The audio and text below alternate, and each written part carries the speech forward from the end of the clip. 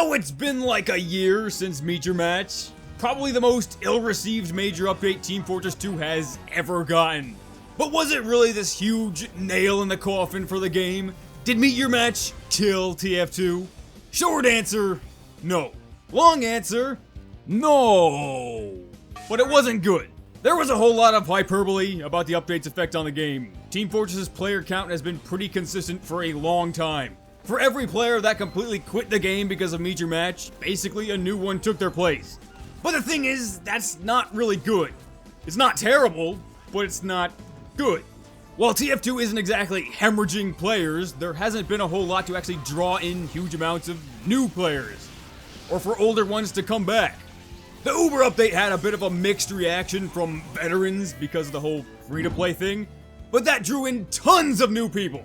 The main draw of Meet Your Match was a half-baked competitive matchmaking system and a half-finished casual overhaul. And then the rest of 2016 was just damage control and fixes for the matchmaking system. You know, I was actually kind of indifferent to Meet Your Match at the time. I guess I still kind of am. When you boil it down to just gameplay, you got a few new maps and a couple of overall mediocre balance changes. But bigger picture here, you only get one first impression. This was the big competitive matchmaking update. The one that's been discussed for like half a decade, maybe more.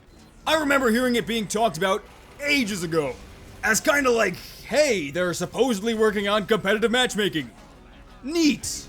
And then that was it for a while. Then you'd hear about it again, and then kinda stops, and so on.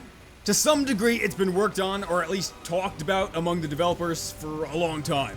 The update itself was presented very well. Great artwork, a nice little shorts, some taunts, a war between Heavy and Pyro. Good stuff. That was until the update actually came out. I enjoyed what I played of the competitive beta, but there was a whole lot of, it's give them a break, this is in beta. They'll fix this stuff when it actually gets released. And, nope, not really. You can't really just limit teams to 6 each and turn off random crits and then call it competitive.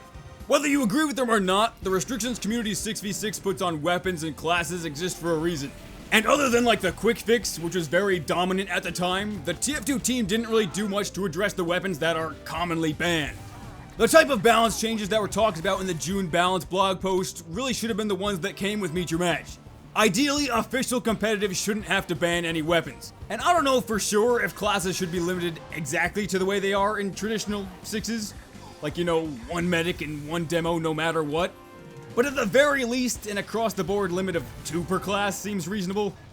You can't really have a team of 6 Soda Popper, Criticola, Sandman scouts on each team. I mean, you could, but then who would really want to play that? Oh, that's right. No one. Okay, comp is kind of a mess.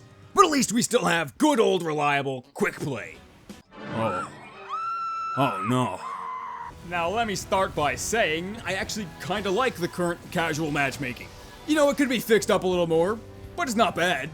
On release though, it was bad. It was really bad. TF2 was this kind of game where you could just hop into a match and come and go as you pleased. Then Meet Your Match changed that. On release, the wait times were excessive and you actually got punished for leaving a game. A 10-minute cooldown if you left the game early. Though to be fair, this was removed literally the next day. And in the beginning, not only could you not select individual maps, but you need to pick more than one game mode to even queue. So even if you only wanted to play payload, you still needed to select a second mode. Which means there's a pretty good chance that you don't get to end up playing payload. I honestly forgot about that until I was looking at the patch notes after the update. This one is just baffling to me. I don't know why they would possibly think that was a good idea. But not only that, after a game ended, you were forced to go back to re-queue. There was no options to keep playing. No vote, no rematch, nothing.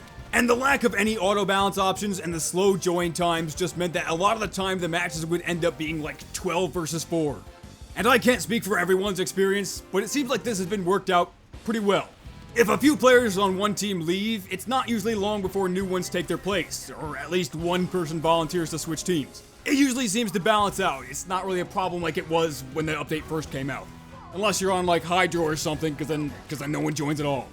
Though I do feel like people would be more tempted to auto-balance themselves if the extra experience gained actually meant anything. It's a huge missed opportunity to not have like every couple of levels give you some kind of item. Like say every 10 levels you get an achievement and earn one of those no key required crates. So that just means you get like a free non-tradable hat every 10 levels. That would be such a simple way to get people to keep playing, and I wouldn't be too surprised if they do something similar to that soon. There was nothing really wrong with the quick play system that predated it, but I guess matchmaking is a little more in line with modern sensibilities. It's straightforward, it looks nice, it's pretty simple. Before it, if you wanted to play with friends, you had to find a server with empty spaces and you weren't guaranteed to be on the same team.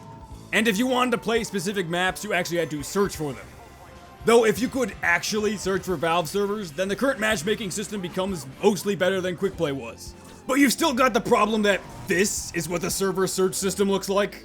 I mean, it's ugly. Would newer players even know how this stuff works? Look at all this stuff.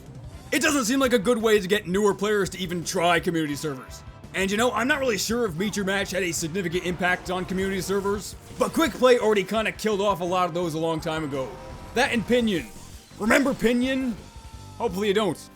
I don't have Valve's financial records or anything, but I don't imagine Meet Your Match was some huge moneymaker. Especially when you compare it to some of the other summer updates. There were no new weapons, almost no hats, the new crates didn't contain anything actually new, and the new taunts were only available in the store. And of course, everything in the Manco store is stupidly overpriced. Meet Your Match was a mess. And honestly, looking back at it, it was a bigger mess than I remember. But they have done a lot to improve matchmaking and will probably continue to do so.